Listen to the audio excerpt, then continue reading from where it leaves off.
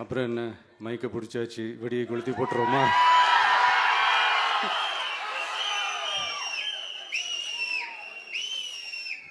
(1977) June மாதம்னு நினைக்கிறேன். June மாதத்தில் புரட்சி தலைவர் எம்ஜிஆர் அவர்கள் ரேடியோவில் ஒரு பேட்டி ஒன்று கொடுத்தாங்க. அதில் பேசும்போது சொன்னாங்க, பேரறிஞர் அண்ணா அவர்கள் இருந்த இடத்தில் இப்படிப்பட்டவர்களும் அமர்கின்ற ஒரு நிலைமை ஏற்பட்டுச்சேன்னு எண்ணி எண்ணி கண்ணீர் வடித்தேன். அன்னைக்கு அந்த கண்ணீரை துடைக்க ஆரம்பித்த இயக்கம் தான் அண்ணா திராவிட முன்னேற்ற கழகம்னு சொன்னார்.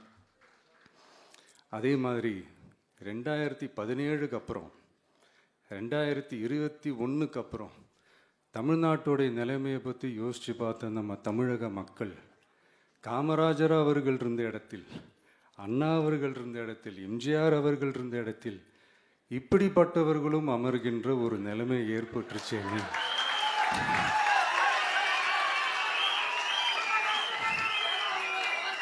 தமிழக மக்கள் கண்ணீர் வடித்தாங்க. இன்னைக்கு இந்த கண்ணீரை துடைக்க ஆரம்பித்த இயக்கம் தான் தமிழக வெற்றிக்கழகம்.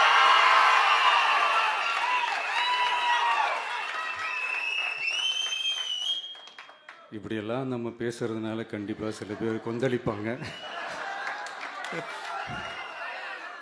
அது பற்றில நம்ம கவலைப்படக்கூடாது. ஏன்னா கொந்தளிக்கிறது தான் அவங்களுக்கு வேலையே. புரிஞ்சுங்களா உங்களுக்கு?